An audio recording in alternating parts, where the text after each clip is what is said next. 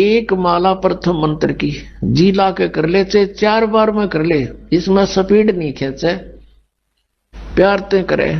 जैसे प्रथम मंत्र आपको दिया है, उसका जो भी अक्षर बोले नो ध्यान रहे मैं के बोलू हूं, ये जाप होगा आपका। इसको सुरत और शब्द अभ्यास बोलते हैं। कहते हैं कि जो शब्द मैं बोल रहा हूं उस पर सुरत लगे, नो पता हो मैं के मंत्र जाप कर रहा हूं। चाहे एक बार में आपसे 10 मंत्र हो पहले वाले, तो 10 से करके बंद कर दो। ये मन न कह दे बकवाद कर ले तो घूम कित और सोच ले कितनी सोचेगा। जब ये फिर शर्मिंदा होगा इसने फिर ला ले। एक रूह स्पीड खींचोगे कि 108 से करने हैं, फटाफट कर दे, ये कोई मंत्र नहीं होता। परमात्मा कहते माला तो कर में फिरे और जीव फिरे मुख माही, हर मंत्र तेरा कहीं और घूम रहा, ये तो सुमन नहीं। 108 मंत्र आपको बताए जाते हैं, ज्यादा भी कर सकते हो कोई बात नहीं, और किसी दिन कम भी रह जाता, चिंतित नहीं होना चाहिए, क्योंकि परमात्मा को पता है काल ने यू एजेंट छोड़ रखा मन कि यू भक्ति ना करने दे तुमने। लेकिन कुछ दिनों के बाद आत्मा इस पे प्रभावित हैवी हो जाएगी और बैठ के इस पे भजन कराया करेगी। फिर श्वास का मंत्र आ जाता है, ये मन भागता है, फिर थोड़ी देर पाछा फिर चेतन हो जाए, फिर करे। तो ऐसे करता रहे, ऐसे अभ्यास बनेगा इसका, ऐसे ही चलता है। और कुछ दिनों के बाद आपको रात्रि में भी, स्वप्न में भी आपका सिमरण शुरू हो जाया करेगा, सोते सोते श्वास उश्वास से। और एक श्वास उश्वास की इतनी कीमत है सतनाम की, 2 अक्षर की। और तीसरे का तो कहना है कि सार नाम तो वो तो एक का जपया हुआ घना काम करते हैं। तो इतने धनी बन जाओगे आप इस भक्ति से।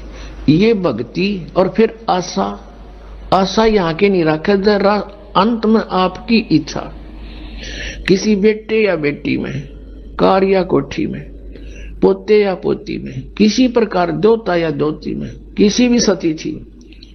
मान लीजिए आप वृद्ध होगे और उधर से आपकी बेटी विधवा होगी, तो आपके साथ काल नहीं हो और एक जाल कर, बेटी वही विधवा होगी जो नाम तो दूर होगी। अगर बेटी भी नाम ले रही होगी तो नहीं हो सकती उकचो, गारंटीड बात है। और ऐसा हो जाता है तो फिर आपके मन में काल पैदा करेगा प्रेरणा, बता क्या होगा बेटी का, क्या होगा बेटी का। वह बेटी महात्मा रह जाएगी, फिर वहीं की से पशु बनकर वहीं फिर हल खींच रहा होगा। एक किसान था, परमात्मा की आत्मा था।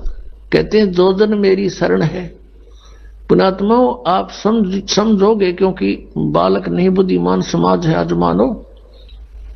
किसी का बालक बिगड़ जाए, बेटा या बेटी, उस माता पिता से पूछ कर देखो वो कितना दुखी रहता। सपने में भी उसको ये चिंता बनी रहती है कि किस प्रकार मेरा बच्चा फिर से लाइन पकड़ जाए, उसके लिए कितना दुखी होता है। और हम उस परम पिता के बच्चे, उसी के बेटा बेटी हम, और वो हम कितने बिगड़ के यहाँ आगे इस काल का फंस गए। अब ये हमारी रेल बना रहा है सबकी, ब्रांड मैट्री कर रखी यहाँ पर, ले लिए इंडिया हमने इसके साथ आकर के।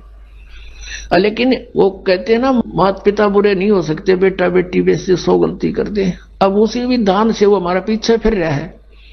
परमात्मा कहते हैं कि जो जन मेरी शरण है, एक बार भी किसी युग में ये बूढ़ी आत्मा मालिक से टच होगी, कभी उसके भेजे हुए दास से कभी उपदेश ले लिया, तो पीछे फिरता, कभी इसने सद्बुद्धि आ जा, किसी प्रकार फिर से ये लाइन पकड़ दे।